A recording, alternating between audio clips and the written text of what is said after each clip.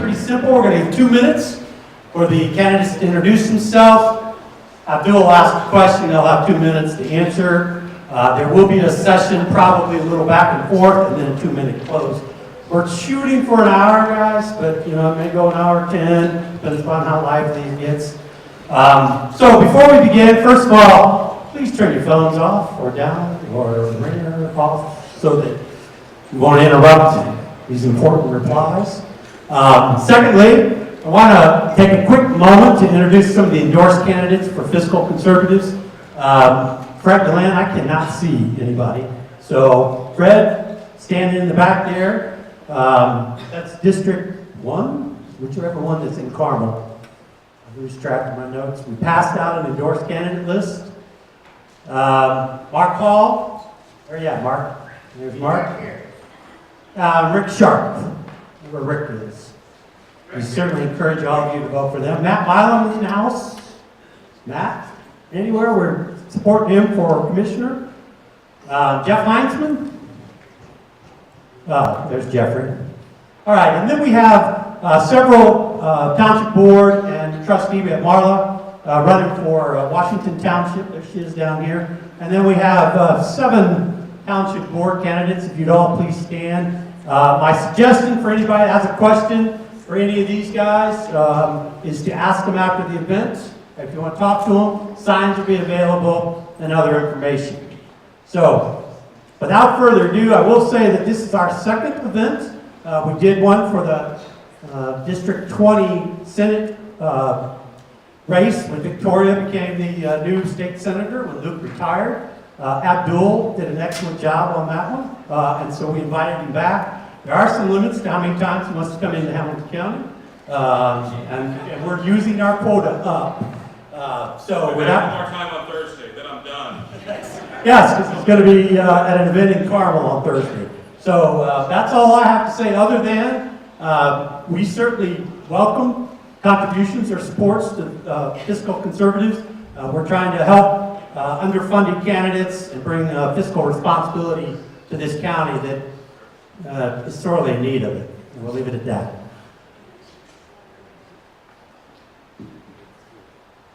You're in boss. All right, thank you. Big round of applause, ladies and gentlemen, for Fiscal Conservatives Hamilton County for hosting this event.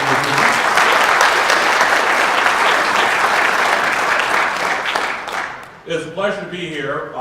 Please don't tell my mother-in-law I was up here. She lives out on Cynthia Ann Road. If she finds out I was in town and did not stop by and say hello, I will never hear the end of it. So we'll just keep that between us.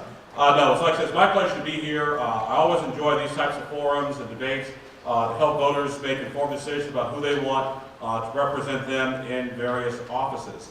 I know that sometimes, as somebody who's been covering politics or been in it for the last 25 years, I know sometimes primaries can get a little contested, so to speak, and a little rough around the edges. I know people have candidates that they support, and there are always sorts of issues running back and forth, but I can assure you, none of the candidates have seen any other questions. I've had absolutely no communication with it whatsoever. What I know about the candidates is what I read and what I follow in all your social media profiles. So that's part of my day job. But everybody will be treated fairly, will be treated respectfully, and like I said, my goal is to make the candidates are what is important tonight.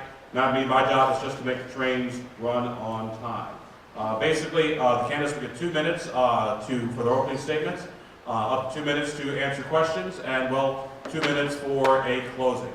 Gentleman in the back, right there has a sign. You can see the 30 go up and starts waving. That's when you may want to start wrapping up. And when it gets to the stop, I'll ask you to finish as closely as humanly possible. I'd not like to interrupt, but if necessary, I will. And as my father always taught me, brevity is always the hallmark of a good answer. Just because you have 2 minutes, you can say it in less. Please feel freely. That gives us time to get to more questions. And so we'll begin. To my immediate right, Mr. Clifford, why do you want to be Hamilton County Sheriff? So it's not an introduction first? Oh, I'm sorry. I'm assuming that's what you'd want to say in your introduction, so go right ahead. Well, thank you so much. Thank you to the Fiscal Conservatives for having us out here tonight. My name is Bill Clifford. I'm running for the Republican seat, Hamilton County Sheriff. I want to take a minute to thank you all for coming out tonight. I think the reason that I want to be Hamilton County Sheriff has a lot to do with the folks that are sitting over here. You see, in the 31 years that I've been in law enforcement, this is my 31st year, I've seen lots of change. Some of it's for the good, and some of it's for the bad. And not that where we're at is bad. We just need change. And with that being said, I think I have a vision on how we can make that better. My experiences in law enforcement have given me many opportunities to do many different things. And where we're going, we need to have positive change. And I can't begin to express the passion that cops have about doing what's right every day. You see, it comes from a calling to serve. Law enforcement officers don't just get into this business because it's a cool job. They get into it because they're called to serve. Not just themselves, but a higher power. When you lose sight of that, you can become tainted.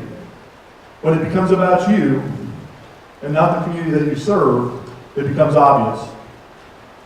I didn't run my career to become a politician or to run for sheriff. I ran my career to serve others. I don't have the types of jumps in my career path that show you that I'm trying to climb a ladder. I simply was there holding the ladder up so that we could better serve the community. I'm Bill Clifford. I'm seeking your help to get me elected on May 8th. Ms. Russell, your opening statement, sir.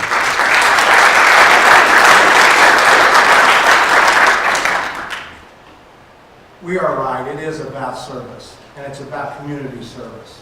It's about what we do for the public we serve.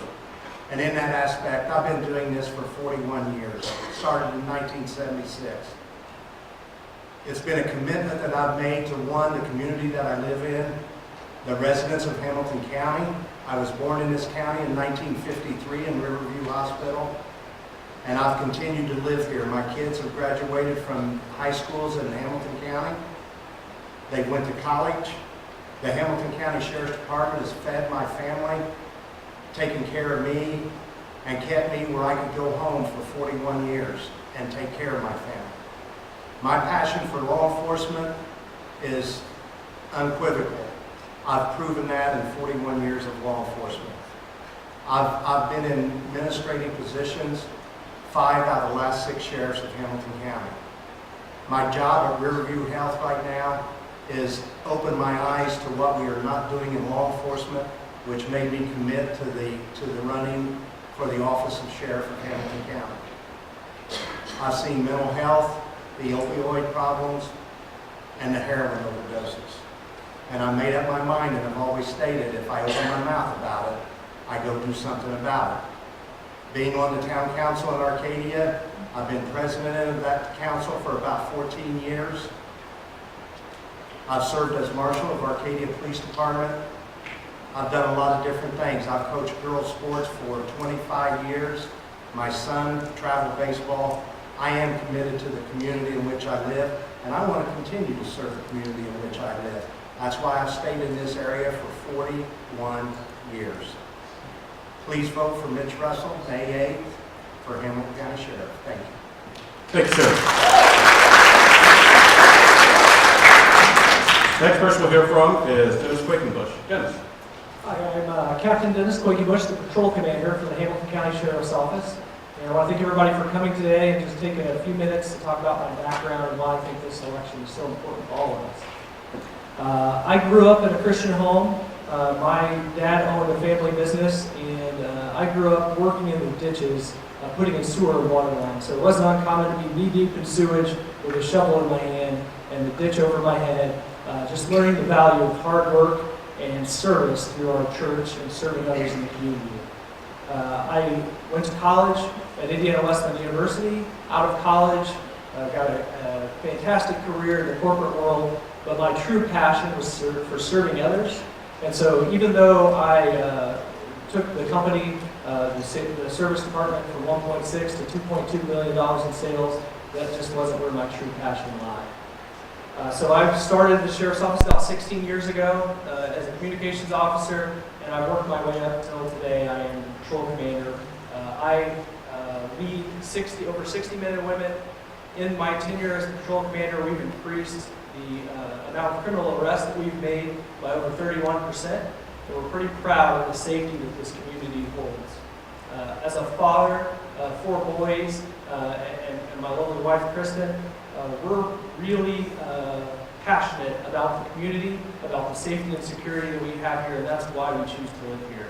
So we're at a crossroads, and I think you need to ask yourself, do you want to continue to live in one of the safest communities in America, or do you want to risk the unknown future of change? And I think that voting for me is a vote for down the path that we've been on for the last 2 administrations. I've had the pleasure to work with 2 great leaders who served us very well, and I want to continue that vision and passion for the community. So vote for me on May 8th. Dennis Quakenbush, thank you. Thank you, sir.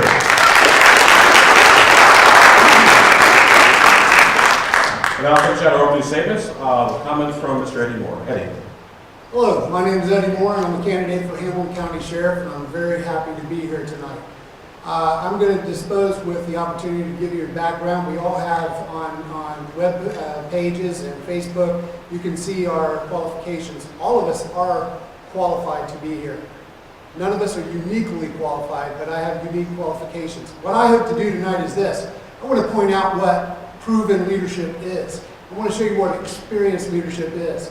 I have a master's degree in leadership organization. There are 2 candidates up here that are supervisors and managers, and I hope to have an opportunity to point that out. We need them, but it takes a leader. That's what you want as the CEO of the Sheriff's Office. What you want is somebody to lead us into that change that is coming.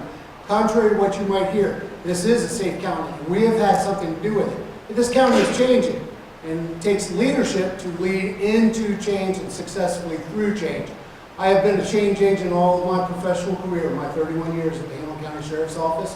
I'm proud to do it, and the squad that I lead has changed a culture, at least within a squad. And some of those things that Dennis just pointed out, that we have had increases in arrest and we're doing things, I'd like to tell you that it's not because of management, it's because of leadership. And I hope that we have the opportunity to discuss that tonight. My name is Eddie Moore again, and I appreciate your consideration, and I pray that you will consider voting me for Hamilton County Sheriff on May 8th. Thank you. Thank you, sir. Now, in the interest of time, ladies and gentlemen, I allow for some of the applause to go through because people want to support their candidates. What we're going to ask you to do, as we get to the question and answer part, please hold your applause until the very end and then after closing statements. We're going to start our first question, and I want to start with you, Mitch Russell, then we'll just work our way down, then just back. And there's a question about the Hamilton County Jail. The Sheriff's Office recently broke ground on a new jail for Noblesville after months of planning and a $13.5 million project to help reduce the issues of overcrowding. The jail built for 296 inmates, but instead has averaged more than 380 in 2017. What is the role of the sheriff in jail management? Because in my experience, that eventually, no matter how much of a jail you build, eventually you end up back where you started with an overcrowded jail. So we'll begin with you. How do you address the issue of jail overcrowding? Jail overcrowding is a problem, and it's going to continue to be a problem. As long as this county grows and prospers, you're going to have people who are coming here to take your property. And in doing that, to be the safest community in Hamilton County, you're going to make arrests. Now, there's minor arrest and major arrest. Through the course of investigations that I ran for 14 years, I arrested people from petty theft and murder. Do they need to be housed to petty theft? Probably not. Can we release them? Absolutely. That's part of why community corrections was built, to alleviate that overcrowding. We need to expand on community corrections. We need to look at the programs and policies that are affecting the inmate population inside the jail. We need to figure out how we're going to move these inmates, the least violent inmates, to a place like home detention, home arrest. There's other avenues, there's different programs that we can put people in. The violent offenders, the heroin overdoses, or the heroin dealers, the opioid dealers, the hard narcotic dealers, the murderers, the burglars. I'm sorry, but jail sometimes is the place for them. We need to figure out how we can rehabilitate them. And that's another question I hope later on down the line in the process that we'll go through. But as long as this county grows, you're going to have people who commit offenses. You can tell, Southern Hamilton County, the people that commit crimes there are usually out of Marion County. We don't hold very many Hamilton County offenders in our jail. Most of the people in our jail are warrants. They're from another county. They're not from our county. But as long as we prosper and go, people will come to this county and want to do what they can to commit a crime. Thank you. Thank you, sir. Mr. Quakenbush, jail and jail overcrowding. Yeah, I think this is a great concern for all of us because we want to make sure that this is the safest community in the nation and it continues to be. Again, as a father, 4 boys, and a family man, I want to make sure that the people who need to be in jail are there and they're not out committing crimes and just leaving us feeling helpless. We are tackling this problem right now. The courts have handed down to us some guidelines. We are currently in the middle of an evidence-based decision-making process because we want to use real data to decide who should be there and who shouldn't, who's most likely to reoffend, and who is most likely to lose their job or not have a better future if we hold them there. Indiana is still a bail state, but if we can get people in, evaluate them, and get low-risk offenders out of our jail, those are the people who have committed things like driving offenses or are not really a threat to our community, so that we don't have to continue to fit the bill to feed them and house them unnecessarily, where they're going to continue to lose their job because they're in jail. They're not going to be able to be with their family and help support them. That's somebody who's committed a serious crime like rape, robbery, burglary. We want to house those people there. We want to keep them off of our streets. We want to be tough on crime. And so it's very important that we continue down the path that we're on. We need to continue with that program using real evidence to make sure that we're making important, informed decisions to keep the community safe. Thank you. Thank you. Mr. Moore. Well, sitting at this table, I am the only one that has jail command experience outside of Mitch, who also has some command experience in detention. And so I can speak from actual experience of this. When I was jail commander, I worked with the judiciary, I worked with the prosecutor's office, and I worked with law enforcement around the county to find out how we can best depopulate some of the jail at the time. We were running high numbers, and we successfully did that in cooperation because I worked with a team. And that is what that's what I'm good at, putting together and working with team. As a matter of fact, when it comes to the jail, the same team that I helped develop and put into leadership back there, under this administration, that team has not changed. And I'm very proud of that, the current jail commander, and Jason, when he was jail commander, used the same team that I put together. And I thought that was pretty good. In terms of those that are in jail, we do need to be tough on crime. And I think that I can make the point that my squad and I have been tough on crime. As jail commander, there's other things that we also need to look at. Recidivism, and that's a word that it keeps bumping up. Everybody has different definitions. But all I was looking for as jail commander is an opportunity to work with the men and women that are back there and try to hook them up somewhere in the community, with the faith community. I worked with churches all around the county to try to hook up men that were coming out of jail to get them into the faith community, because that's where my moral compass is set, is through my faith. And if we can get those men and women, when they get out, if we can get them somewhere into the faith community, if we can get them help with jobs. I had businessmen that were coming in and we're teaching people how to do interviews, how to fill out applications, all those practical things that they need help in. If not, they go out and they do the same thing, and it's just a wheel. And you're right, sir. The problem will just fill up the next year and fill up the next year. We have to figure out how to do this, and with a team well in place, I know that we can do it, and I know that I can lead it. Thank you. Thank you. Gentlemen, pass the microphone down to Mr. Clipper. We'll get your response. Thank you very much. I think there was a movie back in the 90s, If You Build It, They Will Come. I don't necessarily think we need to continue building jails But the reality is that our population continues to grow. I think there are initiatives that we need to do to head off the criminal element. I think one of the best programs that we can even begin to think about is one started by Judge Nation and Mayor Andy Cook. The Youth Assistance Program is one that is spreading not worldwide, that's kind of an exaggeration, but statewide. It's being looked at being moved statewide. But the reality is criminal behavior starts in the home. One of my key foundations is working with the community. I started this race earlier than anybody else because I recognize that as a community, we can affect change. Jail overcrowding is partially a community problem. Yes, we are the fastest growing, safest community in the state. And that comes from the hard work of the men and women of the Sheriff's Office as well as the police departments here in our county. We do house out-of-county prisoners, there's no doubt. When you go fishing, you don't go to a swimming pool. You go to a place where the fish are. Well, Hamilton County is where the fish are, and the criminals come here because we have things that they want. Whether they want to harm us, cause us pain and injury, victimize us, or they want to take our stuff. The reality is Hamilton County is a place where criminals come. And we're prepared, as law enforcement officers, to protect and defend you. Once we do that, we have to find a place for those folks. If they're community members, they're here and they've made a mistake and it's a petty crime, I think we could work with our courts and our judiciary, as well as our prosecutors and our probation departments to come up with other solutions other than warehousing them. We have criminals that are in our facility that are our citizens. Maybe there are things that we can do to help rehabilitate them. Thank you so much.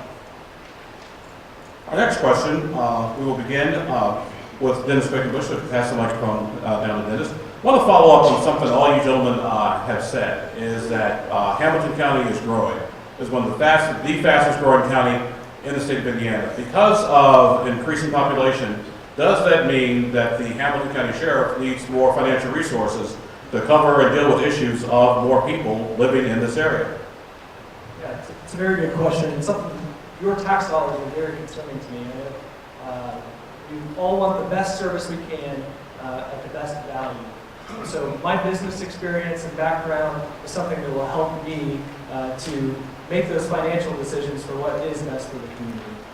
Now, we do know that we all have an expanding population in this county, but we also have a problem with annexation and how to handle that. The home place area down in Carmel is getting ready to be annexed, and the calls for service for the Sheriff's Office is around 31,000 per year. The calls for service in that particular area is about 3,100 calls for service. So we're about to lose 10% of the parcels that we serve down there and about 10% of the call volume. So the question is, how do we manage that expanding growth and continue to provide the same level of service? Because again, we don't want the crime to creep up from Marion County or over from Anderson to cause havoc in our community. It endangers all of us. We have been working with the Carmel Police Department to have a plan in place for them to take over those services. The law enforcement role is changing. As annexation takes over, the Sheriff's Office is going to be less about the patrol division and more about the jail and what we can do to support our law enforcement community partners in the future. So again, it is a problem, but what we need to do is work with our community partners, our law enforcement agencies, and that's something that I have done for the last 7 years as your patrol commander and administrator for the Sheriff's Office. Thank you. Mr. Moore? As we move forward, yes, the population of the county is getting larger proportionally, crime statistically goes up. I will be able to take whatever monies that the community feels like they give through their taxes and use those efficiently. And I will find those who have great accounting skills like Dennis and use those accounting skills to manage those budgets.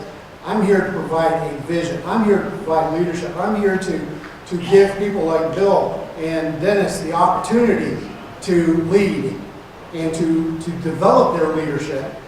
When we talk about what we're going to in the future, Dennis just said that there is change coming. Well, then we can't stay on the same safe path that we are now. The culture at the agency right now is stagnant, and now it's become even somewhat toxic because people are choosing sides. You can see in this room, and bombs are being thrown and stuff. Unity. We need unity. And then if we don't have that unity, we're not using your tax dollars in the correct way in the first place. They can be managed, we can have accountability, but are we getting the most out of them? I would propose to you that we are not getting the most out of your tax dollars right now, and that needs to be addressed. And leadership will address that. And I promise you, that's the only thing I can promise, is that I will give blood, sweat, and tears in the leadership, and passion, and time, and effort, and love. That's what I promise. It's the only thing I can promise, but that is what I promise. Thank you. Thank you, sir. We folks to pass the microphone down, and Mr. Clifford, the question, with Hamilton County's growing population, does the Sheriff's Department, will it need more resources from the community to deal with a population that is growing? So certainly, as the Sheriff's Department experiences the growth within the community, you have to look at the Sheriff's Department as a whole. The reality is the Sheriff doesn't just provide patrol services. There are many other factors that go into the responsibilities of the Sheriff's Office. It's not simply driving around in a black and silver car. Our courts staff that provide security for the courts, we have an expansion that's planned for the courts.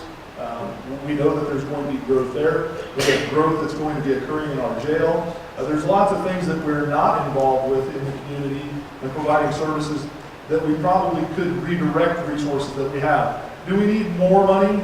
Certainly, I don't have access to all the budgetary information at this point in time, as being a patrol supervisor, but certainly there are things that we can do with the resources that we have. Asking for more from the citizens of Hamilton County isn't necessarily the best idea. Are there resources that we can redirect and focus, laser focus those resources so that we can better serve the citizens? I certainly believe so. Are there positions within the agency that maybe could be condensed?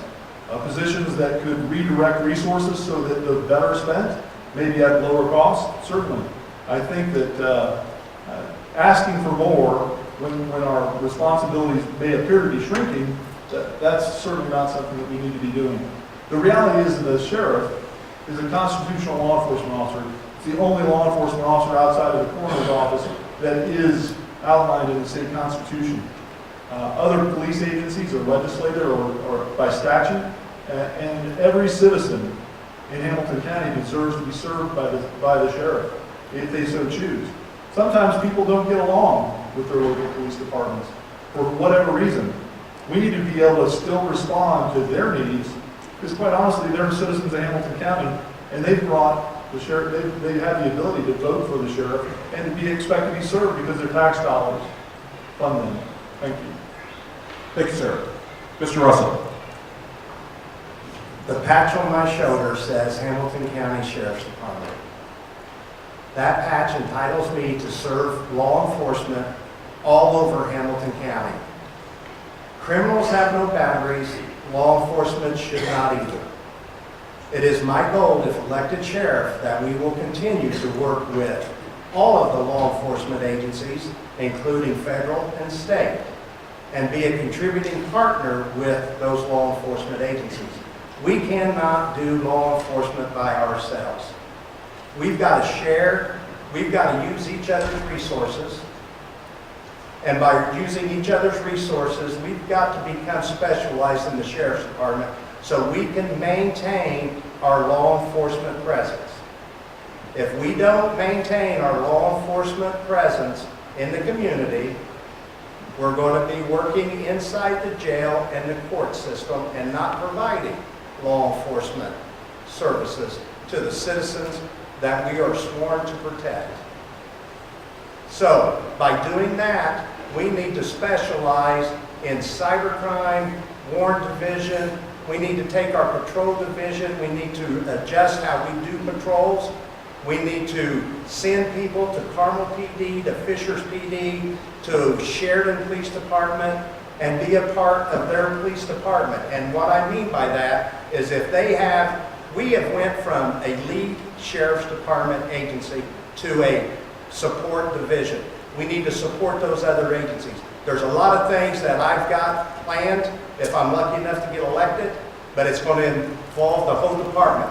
And the last thing I'd like to say before I close here is that I don't know how many deputies are setting out here, but I have been in on hiring most of you.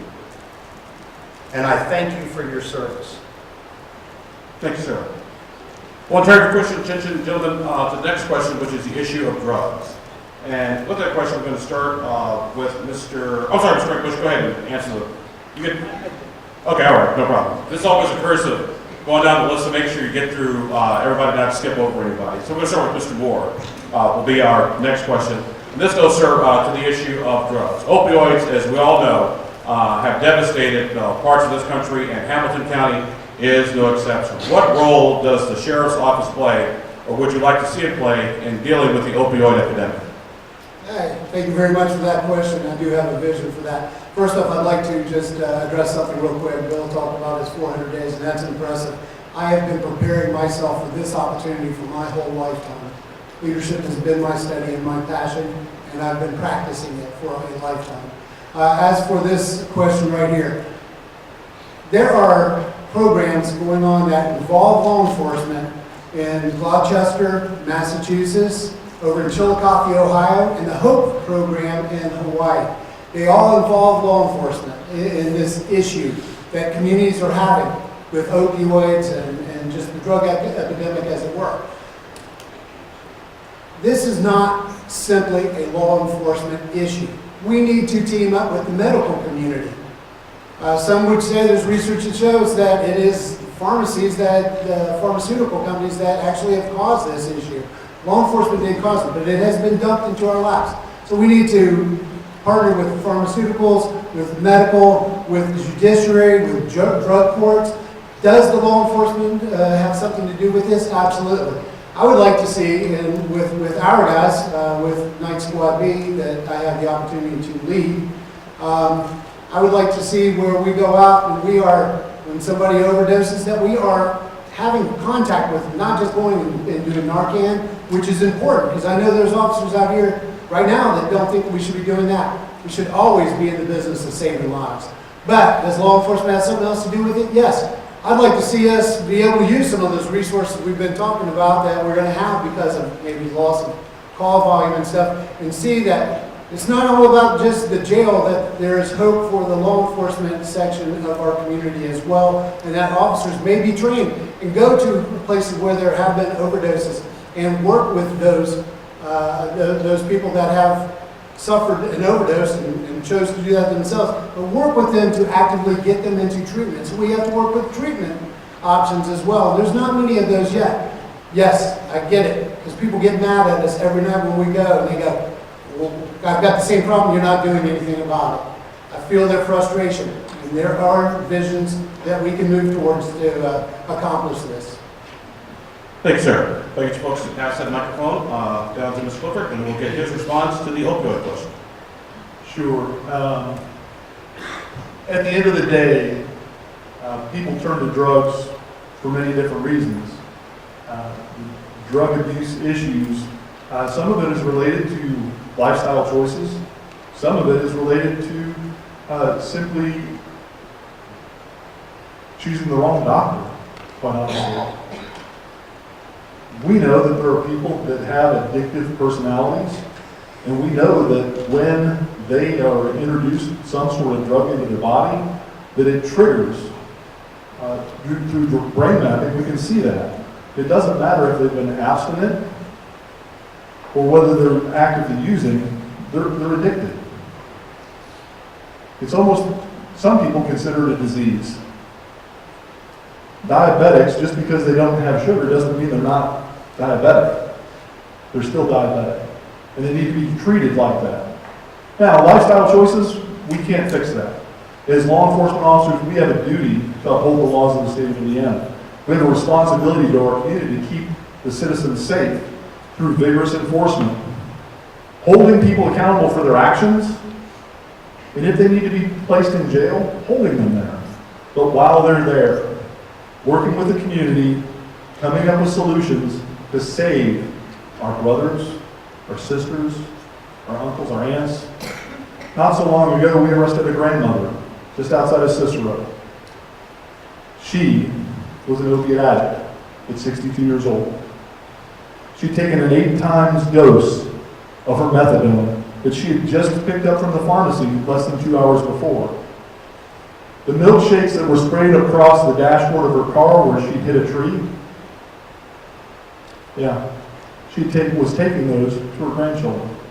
We need to do something, and the sheriff has a unique opportunity to affect change better than any other law enforcement agency, because we have the jail and we can help offer programming.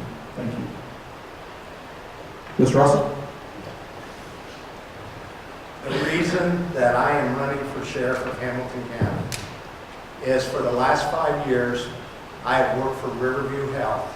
I have watched 1,500 employees, a 156-bed facility, an ER, an ICU, and I have watched time after time after time of heroin overdoses come through those doors, either brought in by the county coroner or brought in by an ambulance, and no law enforcement officer following up.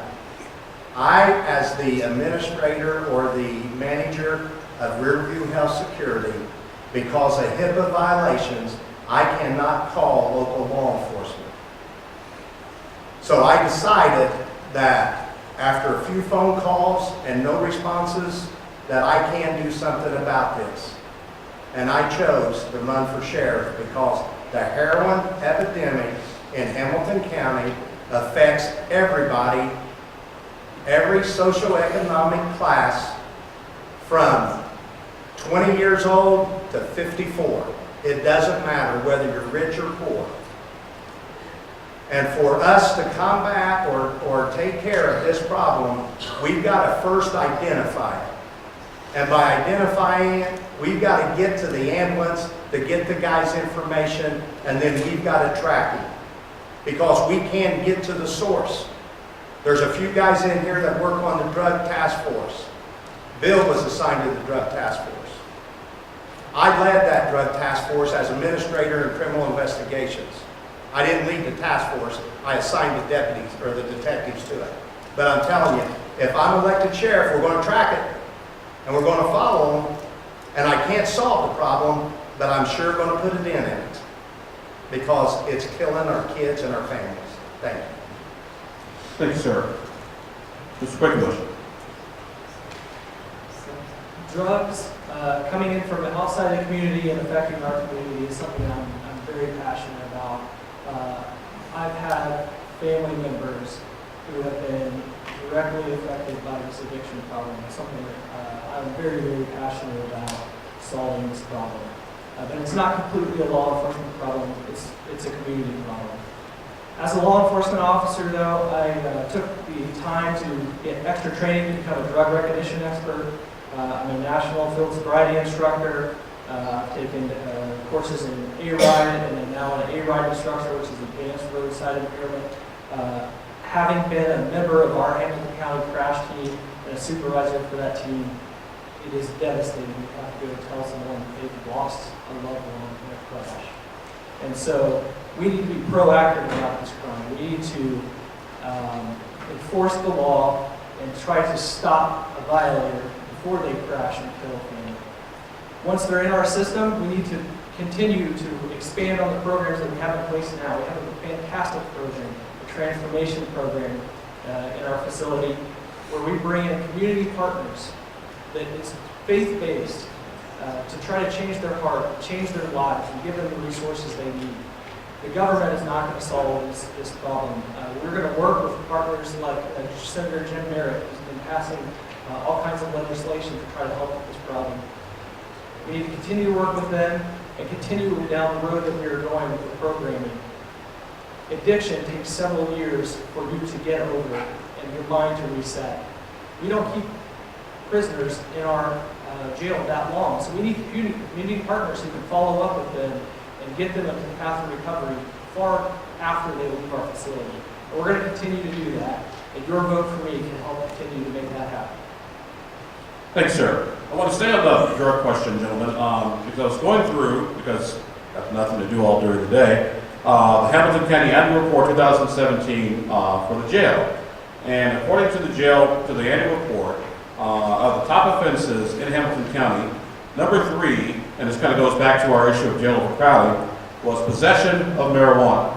There is a debate in this country right now about marijuana legalization, either for medicinal purpose and/or recreational purposes. Obviously, this will impact law enforcement, particularly the sheriff's department. So, coming back to Mr. Clifford, which is where we will start with this question, what is your position on marijuana, either be it for medicinal and/or recreational purposes? Well, You guys knew this one was coming. Come on. It's pretty straightforward if you listen to me on the radio. So I have to say, this isn't the first time I've heard this question. Christine Altman's husband caught me at a social event and certainly let me have it with that question. At the end of the day, the sheriff doesn't legislate. We have a personal opinion of the sheriff, or the elected sheriff. It doesn't necessarily matter. It's who you vote in to be your legislators who will choose how to move forward. If there are, and it's proven, I think, that there are some medicinal values in marijuana, if it's processed through a pharmaceutical company and it's in a state other than a smoking thing, I think that that's an appropriate use. It can be regulated much easier. There's no way for me to know if somebody has a batch of marijuana that was grown in their backyard, whether that has been properly dispensed. I think that's one of the challenges of medical marijuana in its raw form. If there are chemical compounds in marijuana that are medicinally valid, and I think that's certainly something that we should look at. But again, the sheriff enforces the laws that are on the books. I think at any point in time where we expand our the consumption of things to alter our mind or bodies, we can oftentimes run into problems. I think that we see through reports coming out of Colorado, the increase in operating while intoxicated or operating impaired. There's a lot more tragedy that's occurring there. It's also affecting the economics with homelessness. And it's a much broader topic for recreational use, and I'm not in favor of recreational use being legalized. Thank you. Mr. Russell. There are medical purposes for marijuana that I totally agree with, because I went through cancer with my dad, and I would have gave anything to help give him something to help the nausea and the pain. I'd have probably done anything to help him before he passed. I have watched patients who have Alzheimer's, or they have some kind of muscular problem. I've watched videos on this. I've tried to study it extensively because I figured at some point in this sheriff's debate that this would happen. I've seen people who have Parkinson's, and they have given them the I call it the Charlie Daniels Band drug, but it's not. It's CBD oil or CBD oil. CBD. And I've seen that Parkinson's on videos and with doctors, and they smooth out and they're not shaken. I agree with Bill. There are times that medical marijuana I would agree with, but anything that you take that's going to impair your ability to drive, to go to work. Think about this. How many businesses who are trying to hire people who can't pass a drug screen now? There's tons of them. It's hard to employ people who cannot pass a drug screen. So, we need to address this issue. I think legislature is going to address the issue for us, and whatever laws they pass is the laws that we took as an oath to support the Constitution of the state of Indiana. As sheriff, we have to enforce. Thank you. Thank you, sir. Mr. Quickenbush.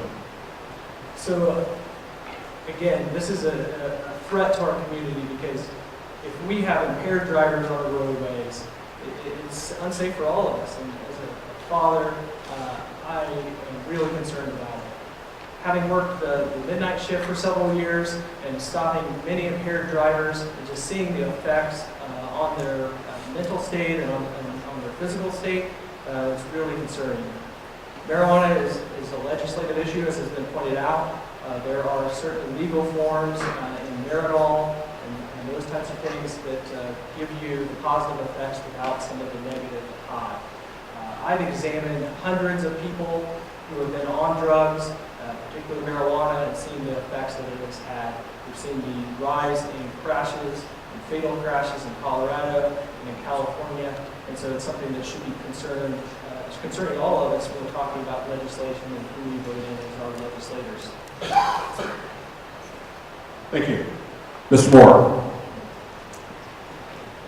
The question is definitely one that I'm being asked quite a bit, especially since I have 3 children that are 22 to 32 years of age, and they've asked me this question because their friends are asking me to ask me this question, and they have different opinions on it and whatnot. This is what I have told them. I don't think that the legal introduction of another intoxicant is good for our community and our society. That's just my own personal feelings. But as sheriff, whatever you legislate, whatever you get our state to legislate, it is mine to enforce or not to enforce as a law enforcement officer and as sheriff. So do I have my own personal opinion? I certainly do. And I was cornered also at that same social event and asked, it's just like with some other questions of constitutional carry and stuff like that. I do have my own opinions on this. And I have so stated, I don't think that another legal intoxicant out there is good for our society. As you've heard, the stats are showing that there is impairment with it, that there is brain damage that goes along with it. The more and more that we see that states are allowing this, there are things that affect us in the community and law enforcement to have to deal with.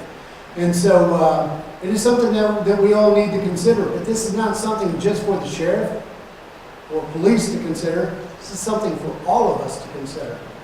And the sheriff has a unique opportunity to step in and lead in that conversation and let you know what it is that it cost us as officers on the street as I lead every night. I'll just tell you real quick, a funny aside of this. My 10-year-old son and I were just watching Alaska State Troopers, and they were talking and doing enforcement around marijuana. And everybody kept lying to him, it's not mine, it's not mine, it's not mine. And my son looked at me and he goes, Dad, do they really say that? And I said, all night long my officers hear this, all night long. And he looked at me and shook his head and he goes, it's no wonder you don't believe me all the time. Thank you, sir. I want to change gears a little bit as we get ready to begin the home stretch into our conversation this evening. And we're going to start with Mr. Russell. The issue of school safety.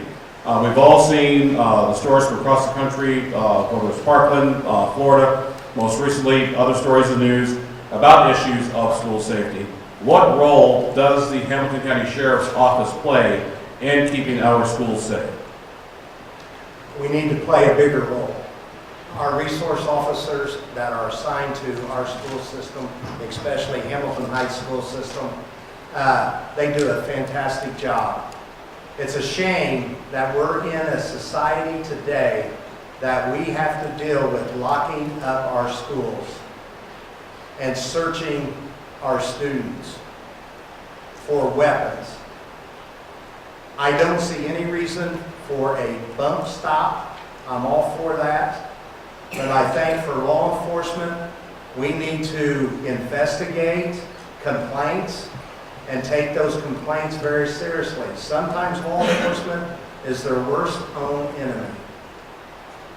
We get a complaint and we don't follow up on it. We need to be diligent about following up on suspected incidents involving our school children.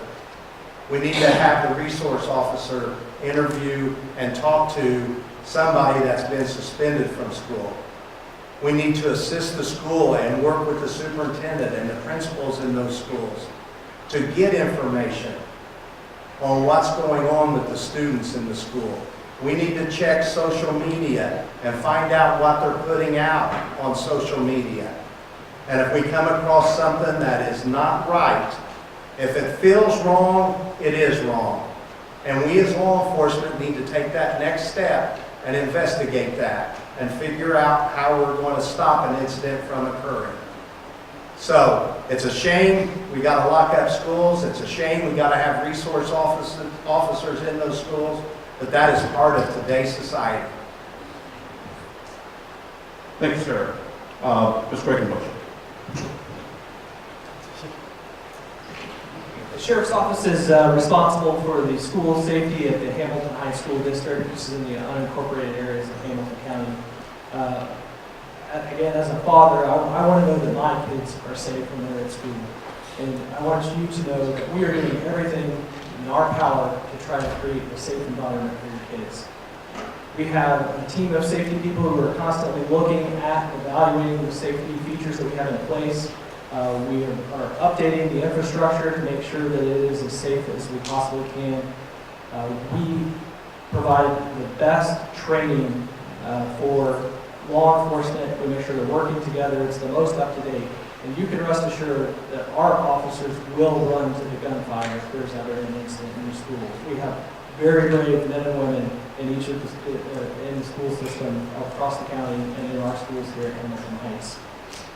The legislators have recognized that this is a problem as well. The fire department does a really good job of when they're building schools. You have a fire alarm. You can see in the back we have well-lit exit signs. There are sprinklers for if there's a fire. Law enforcement needs to catch up with that infrastructure, and funding needs to come along with that from the state level. They've recognized that, they're working towards that, and we need to implement more and more of those types of things and ideas as we come down the future. We are training your teachers and administrators. We've put cameras in all the schools. Those are becoming available online so that we can see those, and if there's an incident, we can recognize and go in safely and stop the incident from occurring quickly. We know these things occur quickly. We know that we need to intervene quickly to stop the problem. We are going to continue to do everything that we can and explore every avenue because the safety of our children is the most important thing for us and for myself and Paul. Thank you. Mr. Moore. Quote Thucydides, an ancient, every battle is bloody training, and every training is a bloodless battle. That is the secret behind keeping our schools as safe as we possibly can, is through training. I have been a law enforcement training tactical trainer since the early 90s. I've done it out in the Southwest, up in the Midwest with the Indian Nations, down in Florida, all over around the state of Indiana in this area, as has Bill. And I'm sure that he's going to be telling you about that in just a minute. But the secret is in training. And we have to continually train. And we have to, that is one place that we need to be spending our resources, which I don't believe that we do quite enough of. And so training right now, like with my squad, my squad gets trained because I train them. But not all the squads are getting the same training. Not all of them are getting that same opportunity. The roll calls that I do, that's what we have been doing over the past 5 years, is training. And that is the secret. If Dennis said, we will be running to it. But without training, there is hesitation. So we have to continually do that type of training to instill into each one of us not only the moral courage and the physical courage to do it, but know how to do it and to do it right away without any stalling. So to keep our kids safe, like I said, I do have a 10-year-old. Our youngest is 10 years old and he's in school. And his safety is paramount. And I think about just what happened in Broward County. I immediately, just like other parents in here, wonder if my kid is safe right now. If this happened there, how would that school take care? How will Cumberland Road Elementary, how will Fishers Police take care of it? Because I know what I'm going to do. I'm going to be donning something and I'm going to be entering into the sound of that into the sound of that gunfire, because that is where we are supposed to go. Nobody else might not do it. All the students are running out, and we've seen heroic teachers and stuff like that. And it is all about the training. Thank you, sir. Thank you. Mr. Clifford. So the sheriff has a unique opportunity to lead the community as it relates to school shootings. The reality is each and every one of these gentlemen have talked eloquently about the fact that we do need to train. Dennis pointed out that we have fire suppression systems here because of one event. One event that happened in Chicago in the 1950s where some parochial children died. And because of that, we have a wave of changes that have occurred in all building codes. The reality is we've had 179 between 2000 and 2014, 179 different shooting events that occurred across the country. And we aren't doing anything about it. We're slapping Band-Aids on it. The sheriff can be a voice because he is elected by the people to represent all the people. And we can make a sweeping change. The reality is it's not just schools. Schools are 45% of the places where these events occur. 55% occur out in the regular population, where you work, where you play, where you shop. I've been actively going around to the communities and not just teaching these programs in the schools, but teaching it in little groups. The Cicero, Friends of Cicero Library, Kiwanis clubs, things of that nature. Mitch has also been doing those things as well. It's important because the phrase, "my life flashed before my eyes," is a reality. Your life flashes before your eyes when you're searching for a solution to a problem you've never experienced, and no one has ever thought that a gunman would storm through these doors and start shooting at us. You don't have a plan in place because you've never thought about it, because we live in the safest place in the United States to live, work, and grow, a family. I challenge you to think about where your closest exit is and plan to leave the moment you hear gunfire. Thank you. Thanks, sir. We're coming close to the end of our forum this evening. Before we go to closing statements, I want to ask you gentlemen, and we will start with Mr. Quakenbush, just a very simple question. Try to be as brief as you possibly can, because brevity always the hallmark of a good presentation. If you are sheriff, what would be different?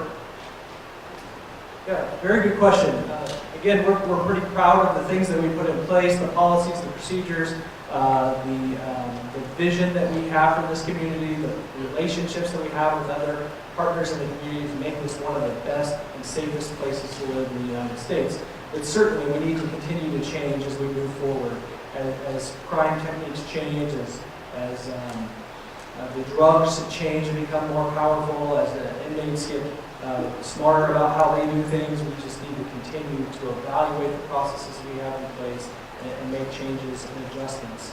Every good plan starts off great, but then as soon as there's some wrench thrown in it, you need to be able to move and adjust and change as we move forward. And I think we've had a culture where we've been able to adapt and move along with that same vision of keeping you and your family as safe as we possibly can in this community. Thank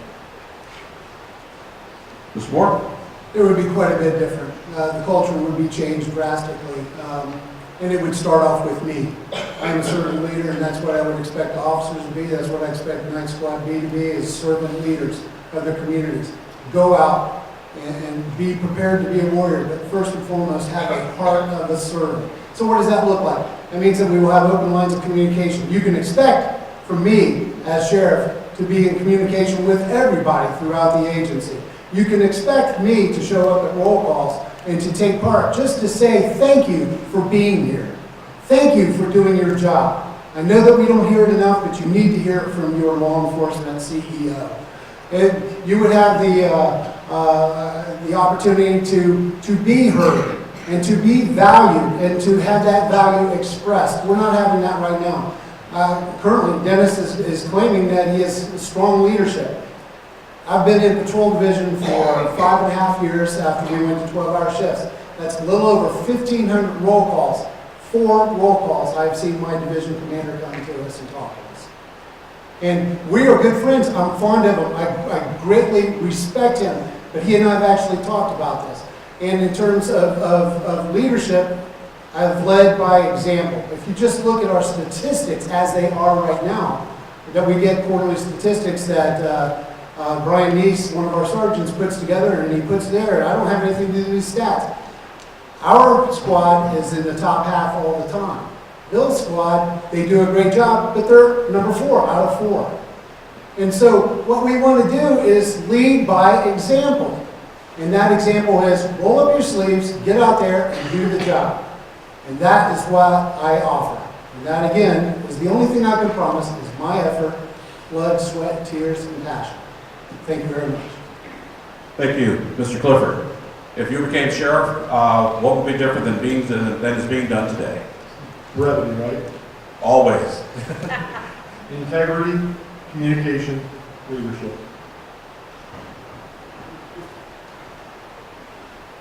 I second that, Bill.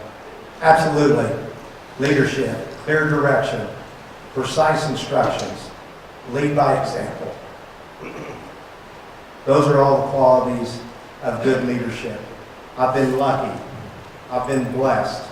I have been asked to take positions in that department of leadership in criminal investigation, juvenile detention center, road patrol, chief of police, rear view house security, again, 1,500 people, 156 bed facility, 200 to 300 people pass through that door every day that I'm responsible for to make sure that they get in and get out and are safe.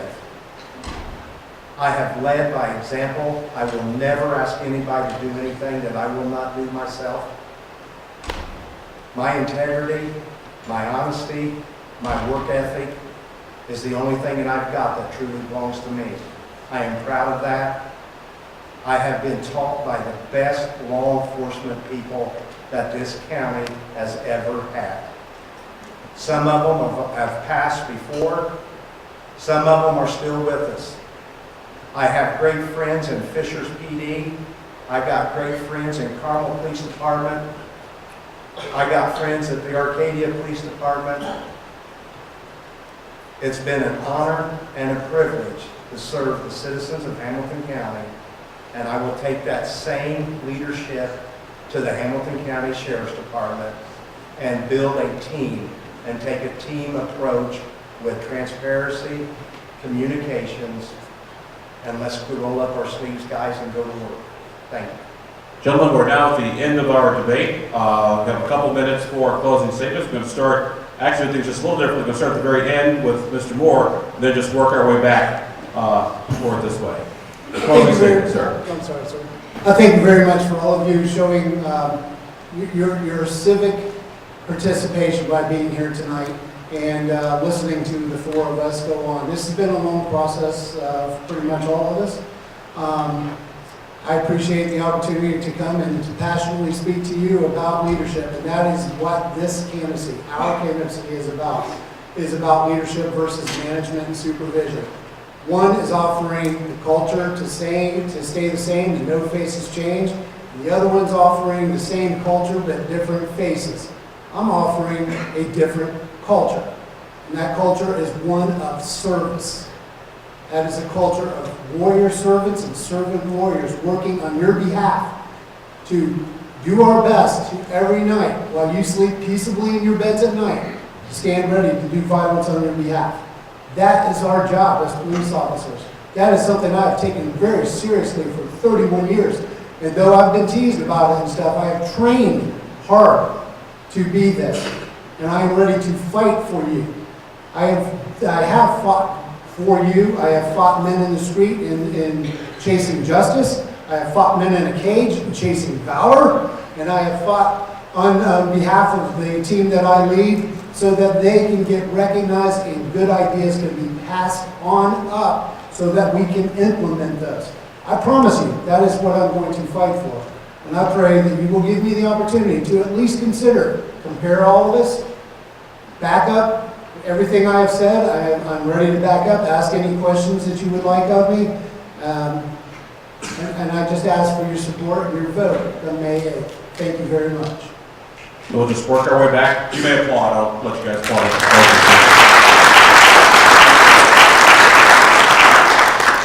Well, thank you all for coming tonight, and thank you for the opportunity to speak to all of you about something that I'm very passionate about. Shared a lot of good ideas and a lot of vision for the Sheriff's Department in the future, and I think we're at an important crossroads.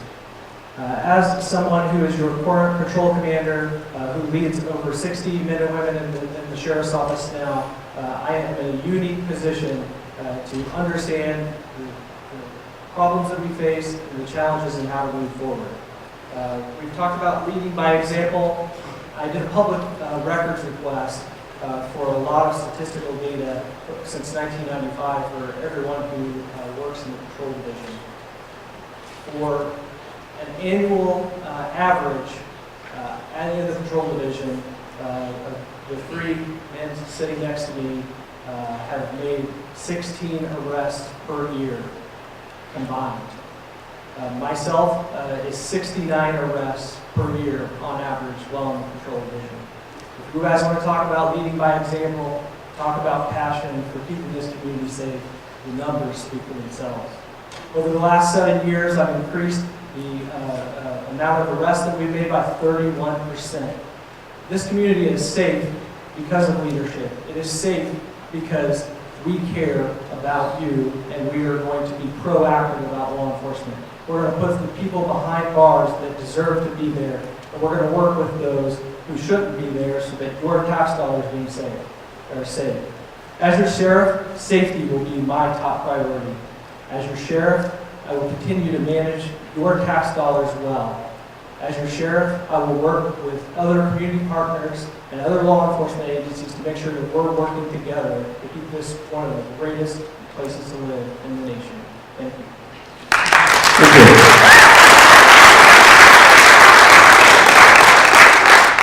Mr. Russell? Thank you.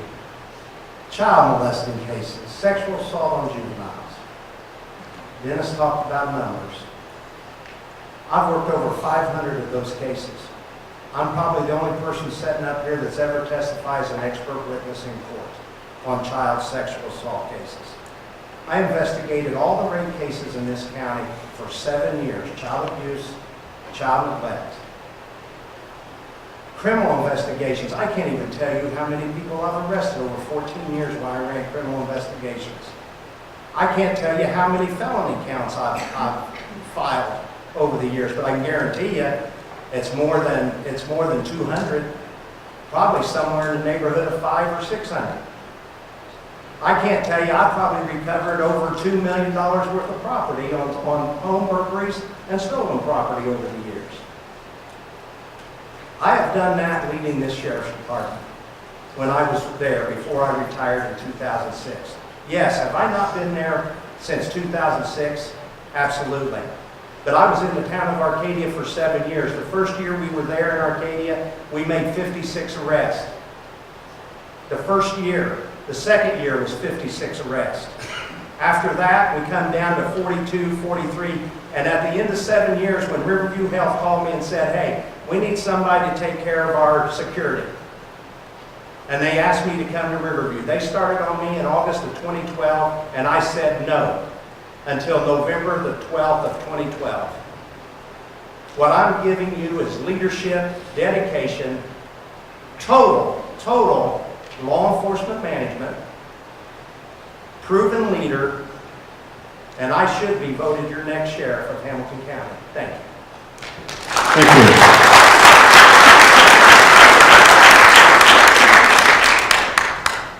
It's probably not the best time to do this, but I'm going to put any more.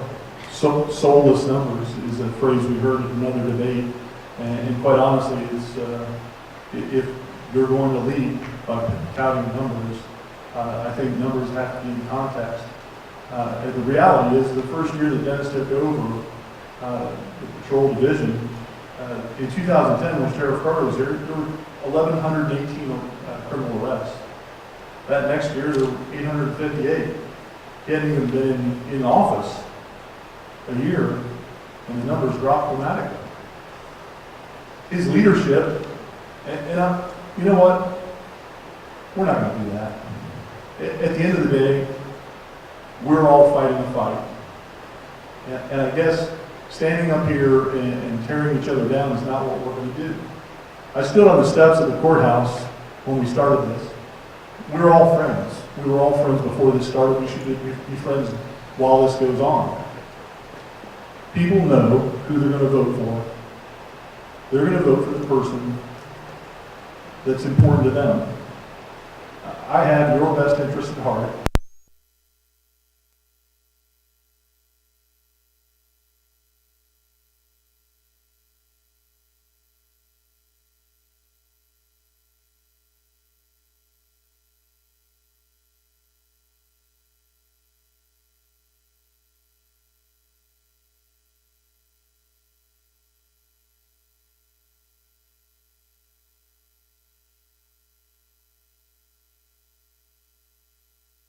chosen me to lead them. I vote for your vote on May 8th because the men and women deserve change. Ladies and gentlemen, Bill Clifford, Eddie Moore.